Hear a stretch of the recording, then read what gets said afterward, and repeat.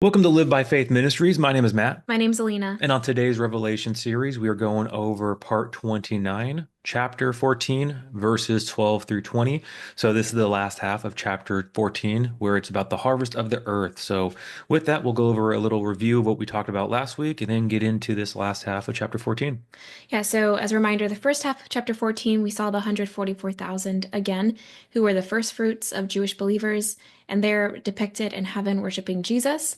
And then we were introduced to three angels that are sent to share three messages. The first one was to declare the gospel, and that the second one was to declare that Babylon has fallen, and then the third one was the warning not to worship the beast.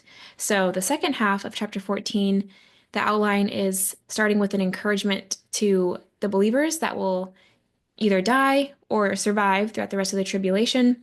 And then we're introduced to Jesus, who is a reaper of the harvest, and other angels, and we see two different harvests. And then eventually we'll see the result of what this reaping is all about. Yep. So here's where we left off. Here is the patience of the saints. Here are those who keep the commandments of God and the faith of Jesus. Then I heard a voice from heaven saying to me, "Write, blessed are the dead who die in the Lord from now on. Yes, says the Spirit, that they may rest from their labors and their works follow them." And I just wanted to point out that this is the first time in Revelation where John records a quote from the Spirit. So it's almost like the Spirit is agreeing with what God is saying in this context. Yep. So what's cool is you can see the contrast between verse 11 in chapter 14 and then verse 13. So in verse 11, we talked about it last week where we have the beast worshippers and the smoke of their torment ascends forever and ever, and they have no rest day or night, who worship the beast and his image and whoever receives the mark of his name. So you have that, the earth dwellers, those who worship the beast, and then you have the contrast in verse 13, the believers, blessed are the dead who die in the Lord from now on. Yes, says the Spirit, that they may rest from their labors and their works follow them. So in the midst of the persecution from the beast, the remnant will be helped to endure by remembering that the beast and all his followers will face their judgment. The works of these believers will follow them into heaven, just like the works of the beast will follow him and his army into everlasting punishment. So again, it's cool to see this contrast. And here come in a couple verses, we will see the contrast of the harvest of the overly ripe believers and then the harvest of those who are going to be trampled in the winepress. So this verse of encouragement is similar to the one in chapter 13, which was verse 10. He who leads into captivity shall go into captivity. He who kills with the sword must be killed with the sword. Here is the patience and the faith of the saints. So those believers going through this horrific time, they're going to need patience to endure, but they will be blessed for those who pretty much get taken out of here, Mhm. because to live in this time is going to be horrific. It's better to just die in the Lord, is what he's saying here. Yeah. All right, so the next segment. Then I looked, and behold, a white cloud, and on the cloud sat one like the Son of Man, having on his head a golden crown, and in his hand a sharp sickle. And another angel came out of the temple, crying with a loud voice to him who sat on the cloud, "Thrust in your sickle and reap, for the time has come for you to reap, for the harvest of the earth is ripe." So he who sat on the cloud thrust in his sickle on the earth, and the earth was reaped. So I kind of wanted to tie in this reference or how John is calling him the Son of Man. And so Jesus is referred to as the Son of Man 25 times in the book of Matthew. And I also wanted to tie in the connection from the beginning of Revelation in chapter 1, verse 13, when we first see Jesus standing among the lampstands, and it says that they saw someone like a son of man. And then in the Old Testament, in Daniel 7:13, Daniel seeing there before me was one like a son of man coming with the clouds of heaven. So it's just so beautiful how the Bible Interconnects. complements, yeah, Yeah. and interconnects. Because again, in this depiction, he's coming on a white cloud, and all the way back in Daniel, he sees one like a son of man coming with the clouds. So these are just some other references in Matthew. Where Jesus refers to himself as the Son of Man, but I want you to know that the Son of Man has authority on earth to forgive sins. And then Matthew 12:8, for the Son of Man is Lord of the Sabbath. Matthew 13:41, the Son of Man will send out his angels, and they will weed out of his kingdom everything that causes sin and all who do evil. So this specific verse, we'll get into it with the next slides, but um, just as we've been seeing all throughout Revelation, Jesus is deploying angels to carry out his will and his judgment. So And this is specifically referring to this specific harvest. Mhm. Yeah, so now that this is a little bit of a recap for those who have been following these series or these videos, but the depiction of Jesus. So he's wearing a golden crown. Now, in the Greek, there's two different types, but this is the Stephanos. And the Greek word here refers to the victor's crown, not diadem, which is like a royal crown. But this is a symbolizing him coming as a conqueror, that he's coming with victory. Now, he's on a cloud, clearly, like we've seen, where that is symbolic of his glory and majesty. We have Matthew 17, verse 5. Jesus ascended in a cloud and will return in the same way or the same manner. Then also the sickle in his hand is an instrument for judgment and reaping. Jesus is ready to do his work of judging and separating those that are his and those that are not. So again, just this symbolic picture of what he's coming to do with his victory, with his glory, and with his judgment. Okay, so here's the connection to Matthew 13. So another parable he put forth to them, saying, the kingdom of heaven is like a man who sowed good seed in his field, but while men slept, his enemy came and sowed tares among the wheat and went his way. But when the grain had sprouted and produced a crop, then the tares also appeared. So the servants of the owner came and said to him, Sir, did you not sow good seed in your field? How then does it have tares? He said to them, An enemy has done this. The servants said to him, Do you want us to go then and gather them? Go, do you want us then to go and gather them up? But he said, No, lest while you gather up the tares, you also uproot the wheat with them. Let both grow together until the harvest, and at the time of the harvest, I will say to the reapers, First gather together the tares and bind them in bundles to burn them, but gather the wheat into my barn. And so here's Jesus's explanation. He answered and said to them, He who sows the good seed is the Son of Man. The field is the world, and the good seeds are the sons of the kingdom, but the tares are the sons of the wicked one. The enemy who sowed them is the devil, the harvest is the end of the age, and the reapers are the angels. Therefore, as the tares are gathered and burned in the fire, so it will be at the end of this age. The Son of Man will send out his angels, and they will gather out of his kingdom all things that offend, and those who practice lawlessness, and will cast them into the the furnace of fire. There will be wailing and gnashing of teeth. Then the righteous will shine forth as the sun in the kingdom of their Father. He who has ears to hear, let him hear.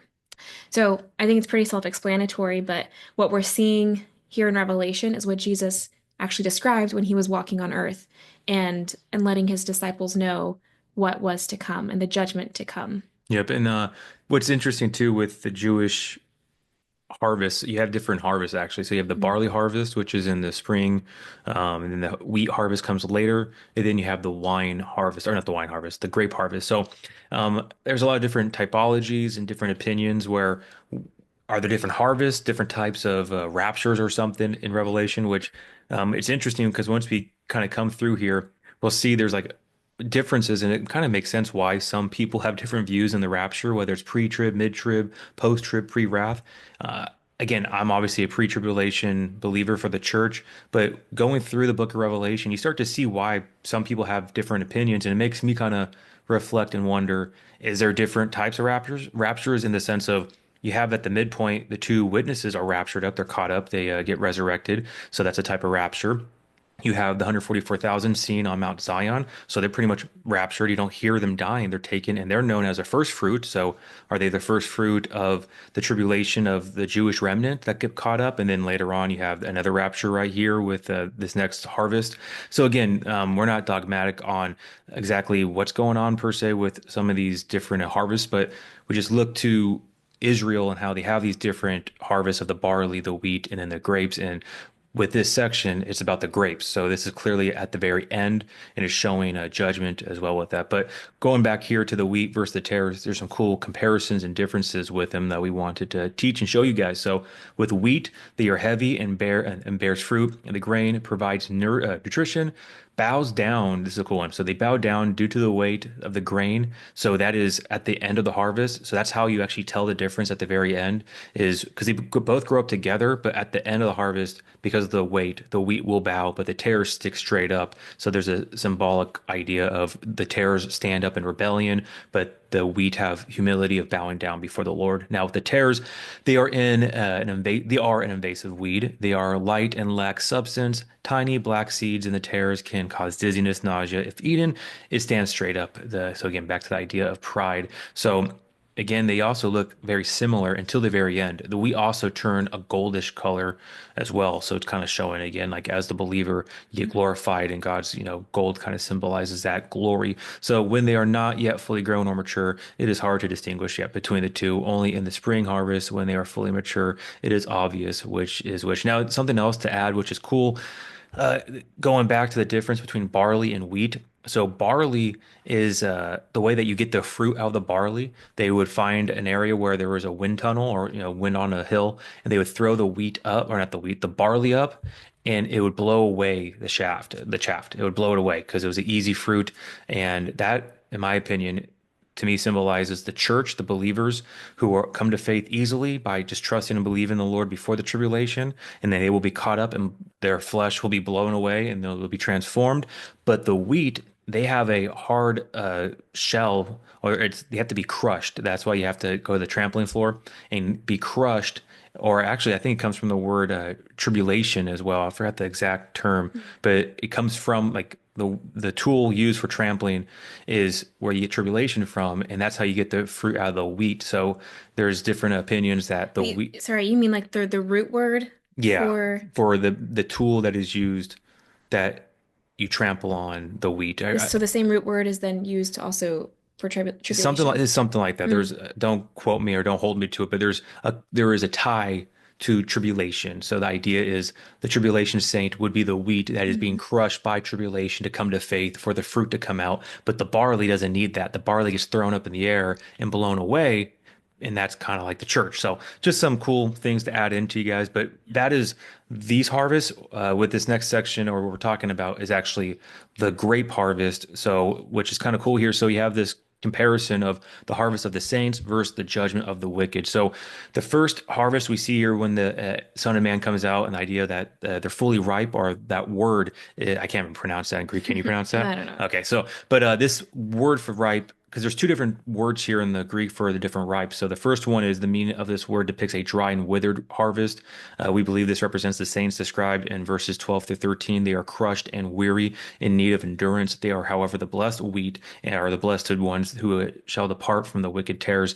So this idea is that they're overly ripe because they've gone through the tribulation. They're finally coming to the faith, and they're just withered. They're done. That the tribulation has just taken their toll on them, and they're ready to be taken out there at the very last of the harvest. But you then see the judgment on the wicked, where it's described as the word being fully grown or prime condition for to be crushed. This is the word used in reference for the grape harvest, because you see that he's going to crush them in the wine press, that they're going to about to burst, and this is the judgment that's going to be inflicted upon those during the tribulation, that God's wrath is going to be poured out and crush them and burst them. So just an interesting idea or way of Yep. seeing the different harvests of the saints and the wicked.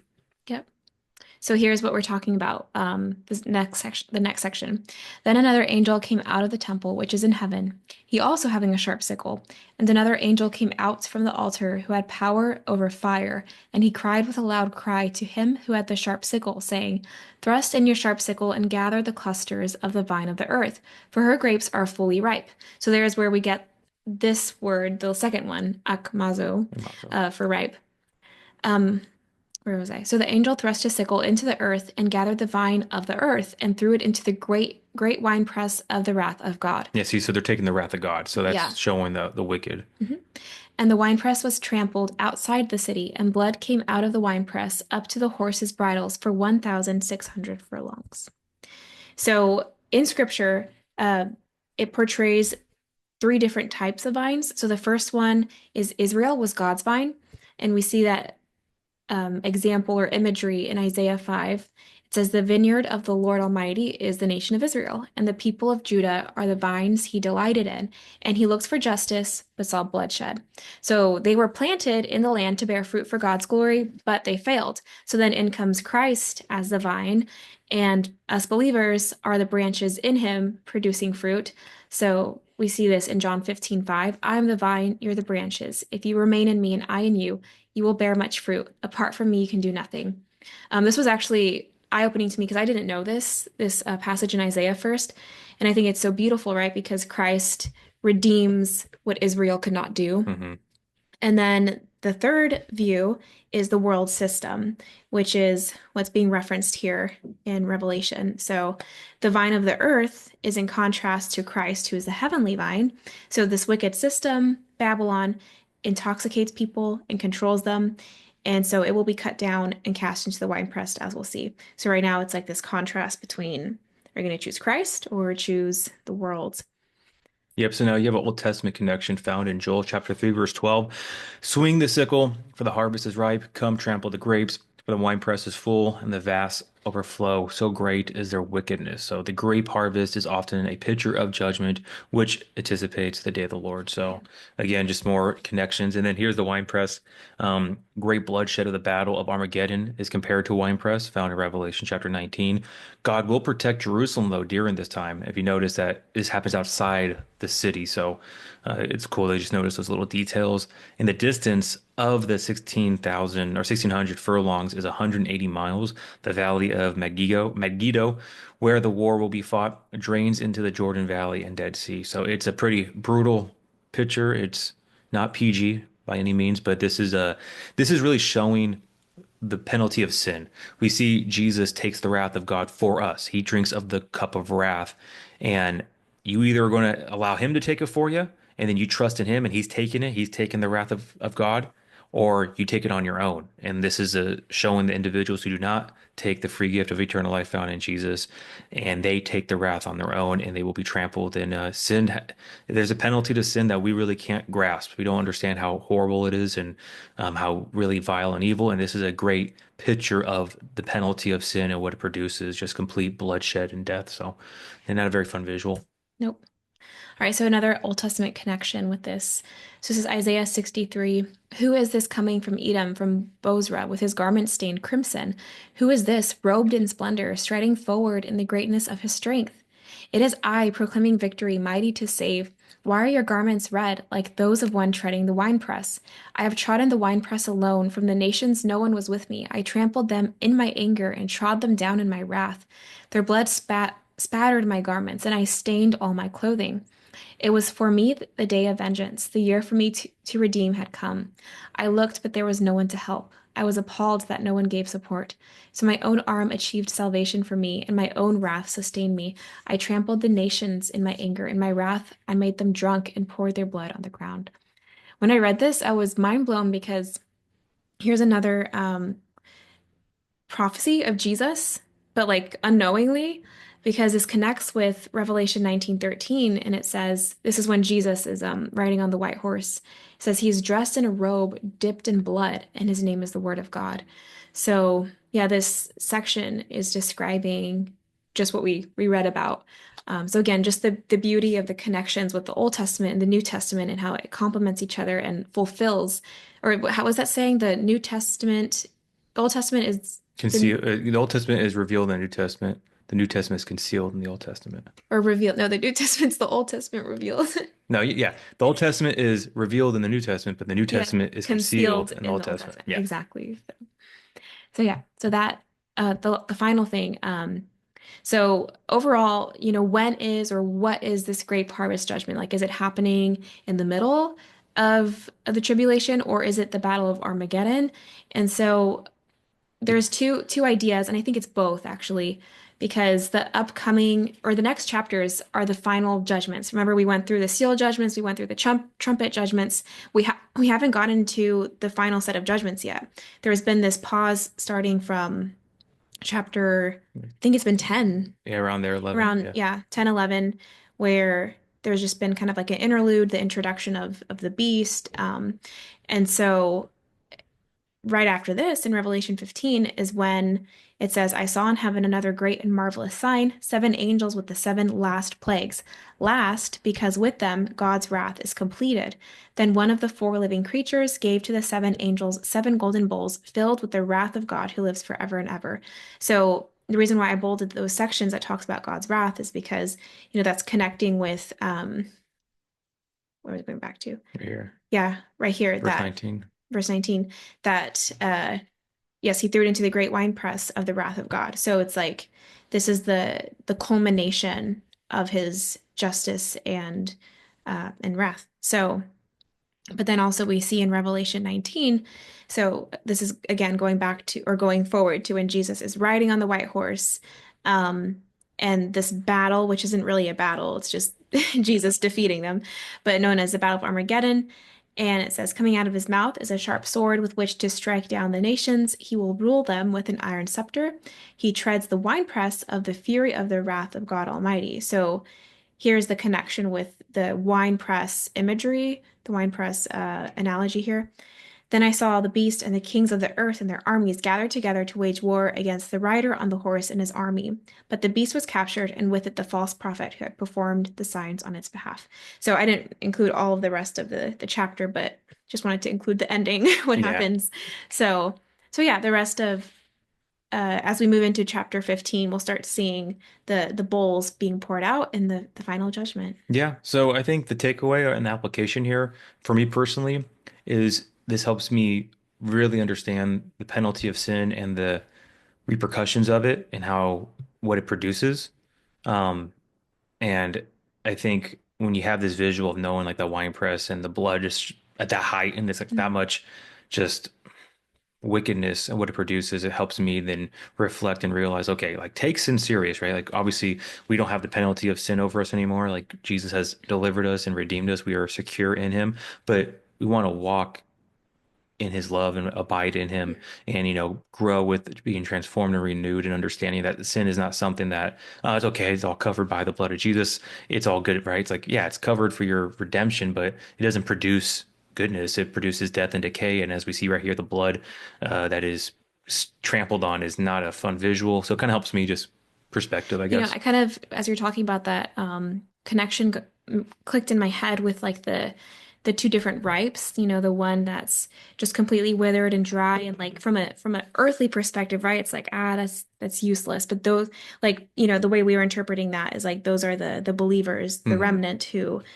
though withered or crushed in their humanity, they will be saved for eternity. But then the grapes that are luscious and like on the outside look delicious to eat, like ripe About the as in burst. good, about to burst, those actually get crushed and demolished. So yeah, from the earthly perspective, it looks good, but they're the ones who are full of pride and Standing up yeah, straight. Yep. standing. So Yeah, so with that, guys, we're going to take a couple weeks off because Alina's traveling to Texas and we have some other events going on the weekend. So I don't know exactly what weekend it will be for the yeah, next one, but we'll obviously keep it posted and let you guys know when we'll yeah. post part 30 with chapter 15, and we'll continue just chipping away at it. Yeah. It's almost a year now. It's been I going. know. Yeah, we Yeah. started last August and it's June, but yeah, usually I update on our Instagram, Live by Faith Ministries. I'll usually post on the story when we are doing or posting this video.